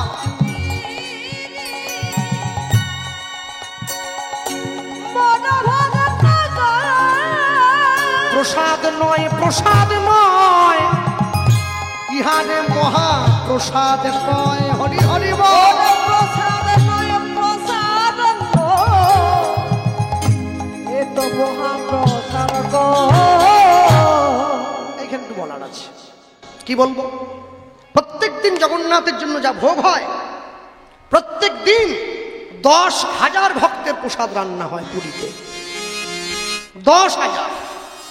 আশ্চর্য কি জানেন? একজনেরও প্রসাদ বেশিও হয় না, কমও হয় না। হ্যাঁ, আর পুরীর যারা পান্ডা, এদেরকে বলা হয় দ্বৈতপতি। দেখবেন পান্ডাদের নামের পরে আছে। হ্যাঁ, এই দ্বৈতপতি নামের কারণ কি? দ্বৈতপতি নামের কারণ হচ্ছে শবররাজ বিশ্বাবসুর কন্যা ললিতা, তাই শবরের রক্ত মিশেছে। এদিকে বিদ্যাপতি ব্রাহ্মণ, ব্রাহ্মণের রক্ত মিশেছে। এই দুয়ে মিলে এই পাণ্ডব বংশের, পণ্ডু বংশের জন্ম হয়েছে। এদেরকে দ্বৈতপতি বলা হয়। যার জন্য এরা শবরের রক্ত অঙ্গে আছে বলে এদের এত বড় প্রকাণ্ড দেহ এবং প্রচণ্ড শক্তি। আবার ব্রাহ্মণের রক্ত মিশে আছে বলে ঐতেধারী জগন্নাথের সেবক। পুরীর পাণ্ডাদের যে দেহ, চট করে আমাদের সমাজে কোনো ব্রাহ্মণের ওরকম দেহ দেখাতে পারবেন না। আছে কি? ভট্টাচার্য, ব্যানার্জি আছে? এত বড় দেহ আছে? নেই। ওটা দেখুন এইরকম, অত জগন্নাথ প্রসাদই পায়। এই জন্য মিলনে এই সন্তান জন্ম নিয়েছে। হ্যাঁ, দ্বৈতপতি বলা হয় জন্য ওদেরকে, ভক্তমণ্ডলী ভক্তিমতী মায়েরা। এইখানে একটা কথা আছে, পুরীর জগন্নাথের জন্য 9 মাস রান্না করেন মা লক্ষ্মী, আর 3 মাস রান্না করেন মা অন্নপূর্ণা। ওই রান্না আশ্চর্য কি, জগন্নাথের আসতে আমি শুরুতে বলেছিলাম জগন্নাথের প্রসাদকে মহাপ্রসাদ বলা হয়। কেন বলা হয়? জগন্নাথের ভোগের জন্য যে জমিতে চাল চাষ হয়, ধানের চাষ হয়, ধানটা চাষ হওয়ার পরে ধানটা তুলে এনে কোনো মেশিনের সাহায্য নেওয়া হয় না, পাটা দিয়ে এইভাবে পিটিয়ে ধানটা পরিষ্কার করা, মানে শীষ থেকে ধানটা আলাদা করে দেওয়া হলো। এবার ঢেকিতে কোটানো হয়, চাল বের করছে, চালটাকে ঢেকিতে কোটানো হচ্ছে। এই যে চালটা কুটিয়ে বের করা হচ্ছে, এই চালটাকে বলা হয় অয়ারুব, উড়িষ্যার ভাষা। এই চাল এলো মন্দিরে, চাল ধোয়া হলো, যখন চালটা পাক হচ্ছে হাঁড়ির উপর হাঁড়ি দিয়ে, তাকে বলা হয় ভোগ। অনেকে বলে দেখবেন কোথায় যাচ্ছ, বলে ভোগ খেতে যাচ্ছি। ভোগ আমাদের জন্য নয়, ভোগ ভোক্তার জন্য। ভোক্তাকে যে ভগবান স্বয়ং। চাল হলো, হচ্ছে ভোগ, রান্না হওয়ার পরে যখন সেই ভোগ সাজিয়ে মন্দিরে নিয়ে যাওয়া হয়, তখন তাকে বলা হয় কৈবল্য। 3 জন বসে আছে, সাজিয়ে দেওয়া হচ্ছে। জগন্নাথের জন্য যে থালা সাজানো হয়েছে তাতে রাখা হচ্ছে, মানে দক্ষিণা কালিকা যন্ত্রের উপরে রাখা হচ্ছে। দক্ষিণা কালিকা যন্ত্র কি? যা এই বিশ্ব সৃষ্টি এবং প্রলয়কে নির্দেশ করে। তার মধ্যখানে ভোগের থালা রাখা হলো। এই যে রাখা হলো, একে বলা হয় কৈবল্য। হয়ে গেল। এইবার নিয়ে যাওয়ার পরে সেই ভোগ বের করে জগন্নাথ মন্দিরের পাশে মা বিমলা মায়ের মন্দির আছে, তাকে নিয়ে গিয়ে দর্শন হচ্ছে। এবারে হচ্ছে প্রসাদ দর্শন হয়েছে। ওখান থেকে বেরিয়ে প্রসাদ চলে যাচ্ছে। যারা পুরীতে গিয়েছেন জানেন, আনন্দবাজার বলে জায়গা একটা আছে, ওইখানে নিয়ে যাওয়া। আনন্দবাজারে নিয়ে যাওয়ার পরে বড় বড় পাতা দিয়ে দেওয়া হয়, সবাই আলাদা করে না, ব্রাহ্মণ ক্ষত্রিয় বৈশ্য শূদ্র একই পাতায় বসে একই সঙ্গে প্রসাদ গ্রহণ করছে। একে বলা হয় ছুট। এই ছুট হয়ে যাওয়ার পরে প্রসাদ যখন সবাই পেয়ে উঠে গেল, অনেক তো পরিমাণ পেতে পারলো না, বেশি হলো, সেই প্রসাদের দানা ভালো করে ধুয়ে ত্রিপল পেতে শুকনো করতে দেয়া হচ্ছে। পেতে দিয়েছে, রোদ্রের মধ্যে পান্ডারা মিলিয়ে দেয়। হ্যাঁ, এই ছুটকে যখন শুকনো করতে দেয়া হয়, তখন একে বলা হয় সংভুক্তা, এই প্রসাদ। এবার এই সংভুক্তা নামক প্রসাদ যখন ছোট ছোট লাল পুটুলিতে মুড়ে একাদশীর পারণ হিসাবে মানুষের ঘরে ঘরে পৌঁছে যায়, তখন তাকে বলা হয় মহাপ্রসাদ। একদানা করে চাল নিয়ে পালন করেন না, কি বলেন? মহাপ্রসাদে গোবিন্দে নামে ব্রহ্মণে বৈষ্ণবে স্বল্প পুণ্য মতাংরাজেন বিশ্বাসনৈ বৈ পজায়তে শরীর অবিদ্যা জাল জড়েন্দ্রিয় দায় কাল জীবে ফেলে বিষয় সাগরে তার মধ্যে জিহামতি লোভময় সুদূর মোটি, তাকে যেতা কঠিন সংসারে কৃষ্ণ বড় দয়াময় করিবারে জিহা জয় সপসাধন্য দিল ভাই। সেই জন্মামৃত রাধা কৃষ্ণের গুণ গাও, প্রেমে ডাকো চৈতন্য নিতাই, প্রেম সকহ রাধে কৃষ্ণ বলিয়ে প্রভু নিতাই চৈতন্য অদ্বৈত শ্রী রাধা রানী কি জয়, ভগবান কৃষ্ণচন্দ্র কি জয়, জগন্নাথ দেব কি নিতাই গৌর প্রেমানন্দে হরি হরি হরি হরি হরি হরি।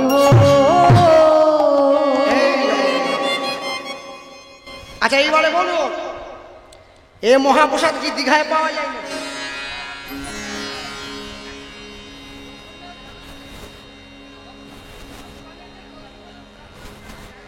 ওই যে আচ্ছা আচ্ছা, অনন্ত বাসুদেব মহারাজ, হ্যাঁ মনে থাকবে, লিখে নেন না।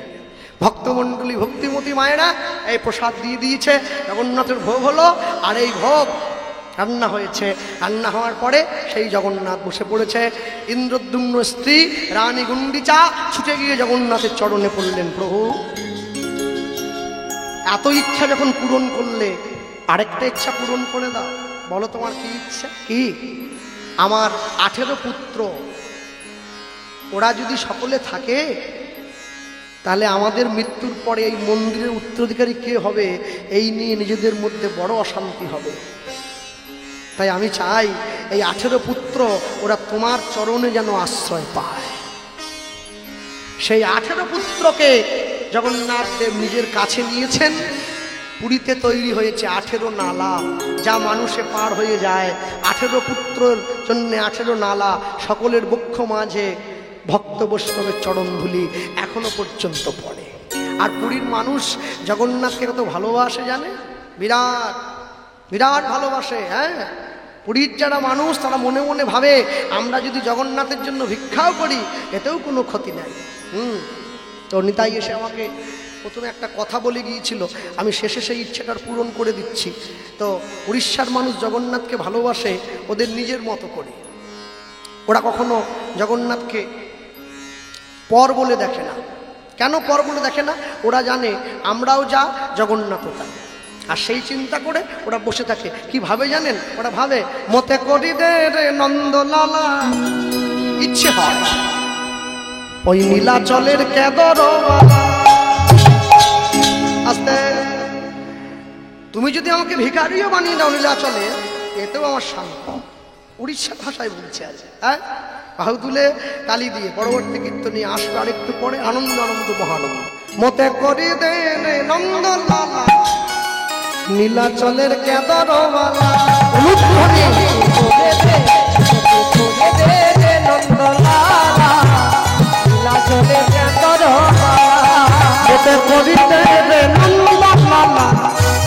নীলাচলের কেদরওয়ালা, হরি হরি বল।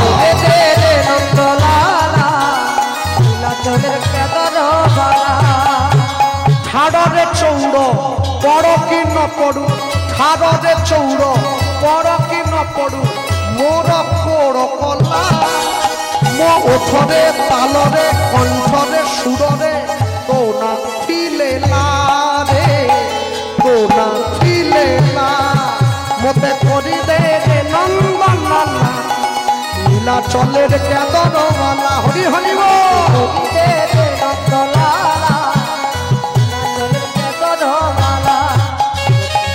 বাহু তুলে বলো, তালি দিয়ে।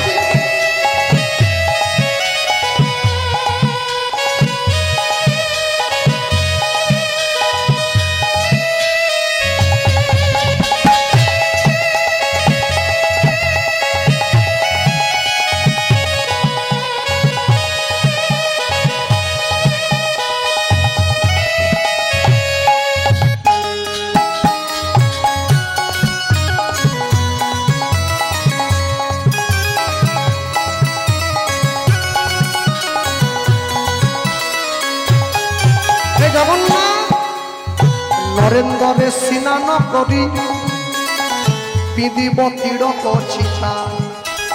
লাউ থড় কেদর ধরি ধরি, বজেইব মোহে কধিকা।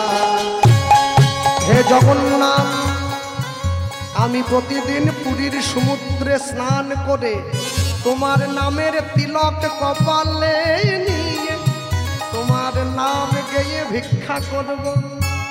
নরেন্দ্রে স্নান করি করি, পিদিব তীরক চিতা।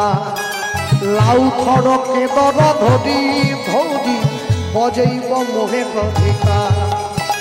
ওঠরে চৌড় পড় কি ন পড়ু, ওঠরে চৌড় পড় কি ন পড়ু, মোর কোর কলা।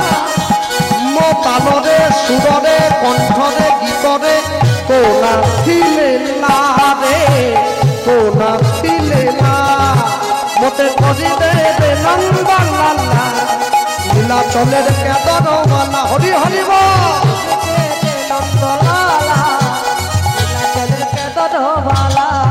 মতে করি দে রে নন্দলালা, নীলাচলের কেদরওয়ালা।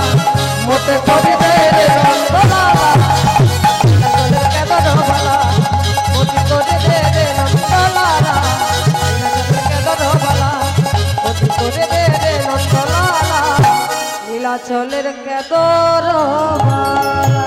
अरे बोले भाई जगन्नाथ देव की जय बलराम चंद्र की जय सुभद्रा मायाई की जय निताई गौर प्रेमानंद हरि हरि हरि बोल এইখানে নিয়ে গিয়ে দাঁড়িয়ে আছে। আর যখন এইখানে নিয়ে গিয়ে দাঁড়ালো, এই দাঁড়িয়ে পড়ার পরে রাজা ইন্দ্রদ্যুম্ন একটু একটু করে বৃদ্ধ হয়েছে, মৃত্যুর মুখে পতিত হলো। আর যখন পতিত হলো, রানী গুন্ডিচা জগন্নাথের সেবার জন্য নিজেকে উৎসর্গ করলেন বাকি সম্পূর্ণ জীবন। যারা যারা যাচ্ছেন পুরীতে,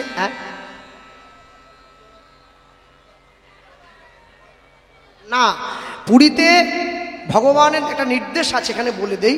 এই ভাই জিজ্ঞাসা করছে পুরীর মানুষকে একাদশী করে না? ভগবান দ্বারকাতে স্নান করেন, ভগবান রামেশ্বরমে বিশ্রাম করেন, পুরীতে সেবা করেন, আর বদ্রীনাথে লীলা করেন। তাই যেহেতু ভগবান নিজের সেবার জন্য পুরীধামকে বেছে নিয়েছেন, তাই পুরীর মানুষের বিশ্বাস পুরীতে একাদশী বাঁধা আছে, মন্দিরের পিছনে তালা দেওয়া একটা ঘরের মধ্যে রাখা আছে। মানুষের বিশ্বাস আছে যে ভগবান যখন আমাদের ঘরে সেবা করার জন্য এসেছেন, তাহলে আমরা একাদশী করে সেবা বন্ধ রাখবো কেন? তাই একাদশীর দিনও পুরীতে ভোগ হয় না, ওরকম কোনো ব্যাপার নেই। এবং আচ্ছা, একজন বাবা জানতে চেয়েছিলেন যে আমাদের জামতলা বাজারের অনুষ্ঠানের ডেটটা 21শে নভেম্বর, চৌঠা অগ্রহায়ণ, আমাদের জামতলা বাজারে কীর্তনের সময়সূচি বিকেল, হ্যাঁ অগ্রহায়ণের 4, হ্যাঁ 21শে নভেম্বর অগ্রহায়ণের 4 বিকেল 5:30টায় আমাদের কীর্তন জামতলা বাজার। হ্যাঁ, এটি আমাদের সময়সূচি। হ্যাঁ, ভক্তমণ্ডলী, ভক্তিমতী মায়েরা, এই যে এইখানে অগো মাঝেতে সুভদ্রা ভগিনী, দক্ষিণে বনরা, মাঝেতে সুভদ্রা ভগিনী, উলুধ্বনি বলরা, মাঝেতে সুভদ্রা ভগিনী, দক্ষিণে বলরা, যেতে সুভদ্রা ভগিনী দক্ষিণে বলরা, বাম পাশে দাঁড়াইছে কৃষ্ণ ভগবান, বাম পাশে দাঁড়াইছে কৃষ্ণ ভগবান, অগো বাম পাশে দাঁড়াইছে কৃষ্ণ ভগবান, বাম পাশে দাঁড়াইছে কৃষ্ণ ভগবান, মাঝেতে সুভদ্রা ভগিনী, দক্ষিণে বলরাম, বলরাম, মাঝেতে সুভদ্রা ভগিনী, দক্ষিণে বলরাম, অগো বাম পাশে দাঁড়াইছেন কৃষ্ণ ভগবান, বাম পাশে দাঁড়াইছে কৃষ্ণ ভগবান, আর বাম পাশে দাঁড়াইছে কৃষ্ণ ভগবান, জগন্নাথ রূপে প্রভু প্রেম প্রচারিল, জগন্নাথ রূপে প্রভু প্রেম প্রচারিল, জগন্নাথ রূপে প্রভু প্রেম প্রচারিল, জগন্নাথ রূপে প্রভু